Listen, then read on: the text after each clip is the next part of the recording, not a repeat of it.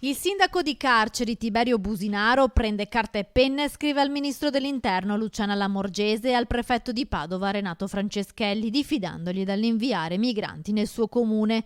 Si diffida l'illustrissimo ministro dell'Interno ed ogni organo ad esso frapposto a non assegnare al comune di Carceri persone di origine ignota, generalmente definiti profughi ed in specie privi di originali documenti di riconoscimento, scrive Businaro in un perfetto burocratese. Il primo cittadino del piccolo comune padovano fa la voce grossa: il ministero sarà responsabile di ogni spesa necessaria a prevenire il contagio di malattie e l'adozione di misure di pubblica sicurezza. Secca ed immediata la risposta del prefetto di Padova. Si tratta di una posizione unilaterale e politica, quella del sindaco Tiberio Businaro, della quale non posso far altro che informare il ministero. Non sono certo io a prendere decisioni, spiega Franceschelli. Se non arriveranno profughi non li assegneremo ad alcun comune, se arriveranno capiremo come gestire la situazione così come è stato fatto in passato, conclude il prefetto.